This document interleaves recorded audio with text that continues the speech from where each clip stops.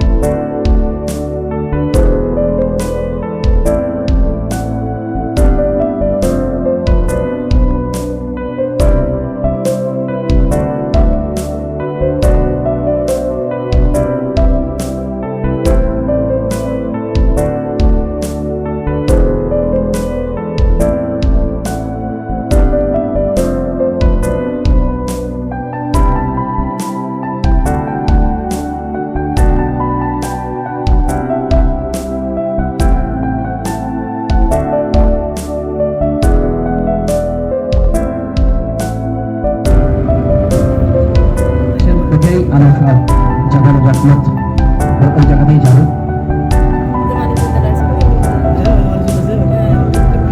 গাড়ি পার্কিং করবো।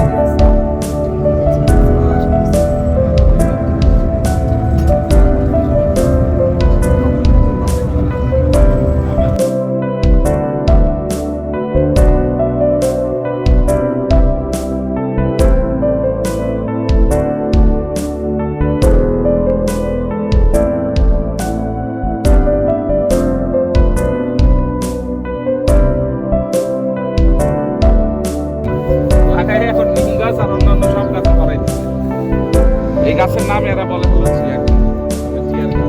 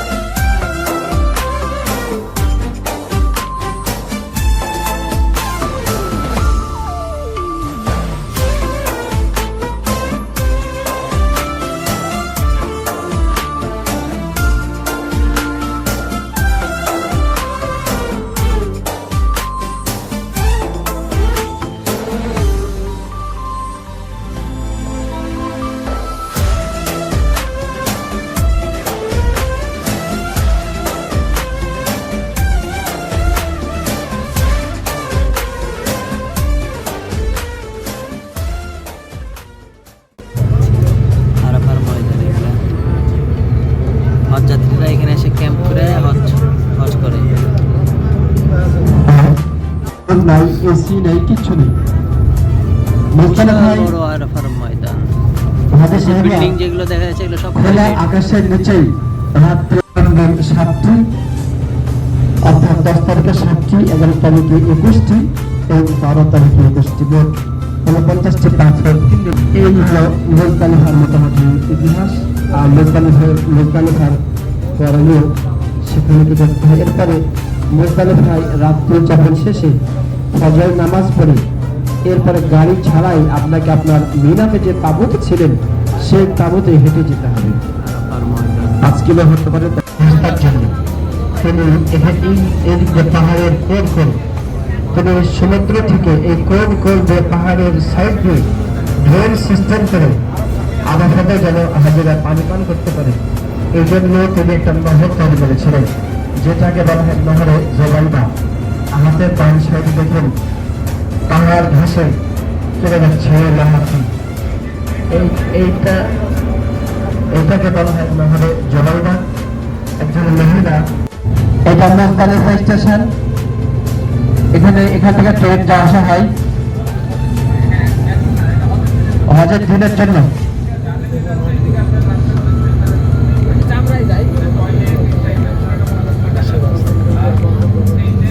ফাযকুরুল্লাহ ইনদাল মাশআরিল হারাম। আপনি কোন পারে আল্লাহ বসে রাব্বুল আলামিন সূরা বাকারায় নামকরণ করেছেন। অর্থাৎ তোমরা যখন এই জায়গায় পৌঁছাবে তখন তোমরা আল্লাহ রাব্বুল আলামিনকে স্মরণ করবে, তার নিয়ামতকে স্মরণ করবে। এই সেই জায়গাতে বলা হয়েছে যে এখানে আসা মাত্রই তোমরা আল্লাহ রাব্বুল আলামিনকে আযকুরুল্লাহ ইনদাল মাশআরিল হারাম। যখন তোমরা মাশআরিল হারামের নিকটবর্তী হও তখন তোমরা আল্লাহ রাব্বুল আলামিনকে স্মরণ করো।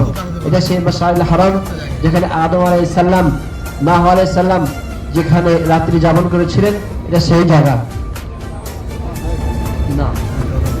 এই জায়গাতে আব্রাহা নামের একজন বাদশা তার বাহিনী নিয়ে মক্কাতুল মুকাররমা খানে কাবাকে ধ্বংস করার জন্য ইয়েমেন থেকে তিনি রওনা দিয়েছিলেন।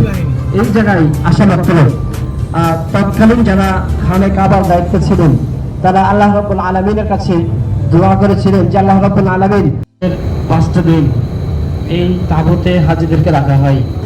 একটা তাঁবুতে 40 জন করে হাজি থাকে। আমরা মিনাতে চলে এসেছি, মিনা অতিক্রম করছি।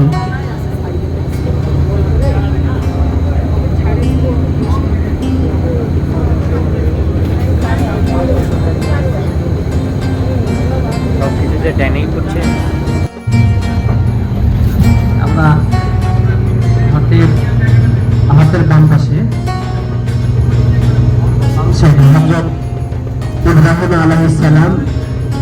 হযরত ইব্রাহিম আলাইহিস সালাম তামহিদ হযরত ইব্রাহিম আলাইহিস সালাম হযরত ইসমাঈল আলাইহিস সালামকে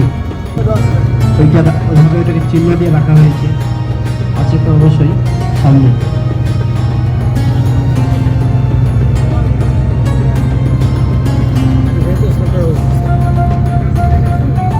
হাতের বাম সাইডে লক্ষ্য করেন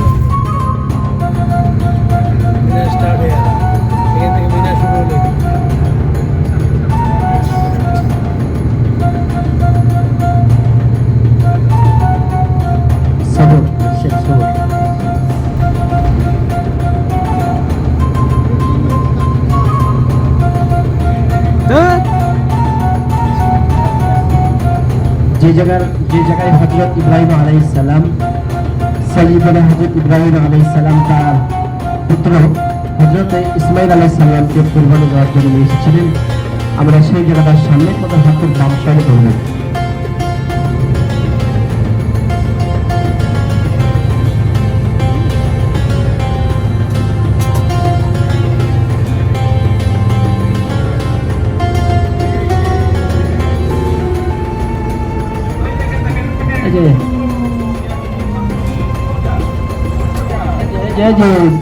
ছোট্ট একটা ধন চিহ্ন পাহাড়ের উপরে দেওয়া আছে। ওই পাহাড় হ্যাঁ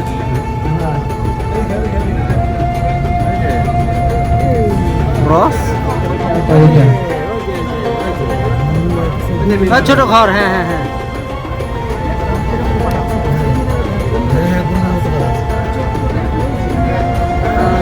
পাহাড়ের গম্বুজের মতো একটা ছোট পিলারের মতন দেওয়া আছে, ওই জায়গাটাকে চিহ্ন হিসেবে রাখা হয়েছে। এটা সব দেখেছেন?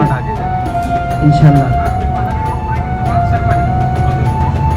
ওই বাচ্চার বাড়ি বেটা ওই বাচ্চার বাড়ি পাহাড়ের উপরে বাচ্চার বাড়ি আমাদের একদম এখানে অনেকগুলো হেলিকপ্টার কিন্তু ইয়ে হয় কাওয়ামারে, আর আমার ময়দানের উপরে অনেক হেলিকপ্টার কাওয়ামারে।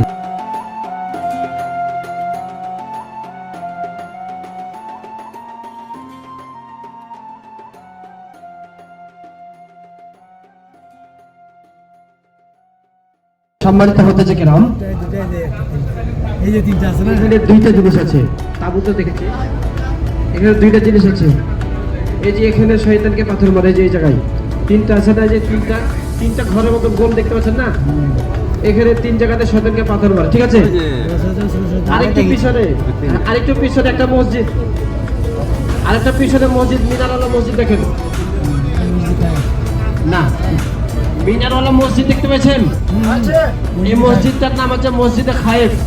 মসজিদে এই মসজিদটার নাম হচ্ছে মসজিদে খায়েব। অনেক মুফাসসিরিনে কেরাম বলেছেন এই মসজিদের আশেপাশে অনেক নবী রাসূলের কবর আছে এবং আদম আলাইহিস সালামেরও কবর সম্ভবত এখানে আছে, আল্লাহ ভালো জানে।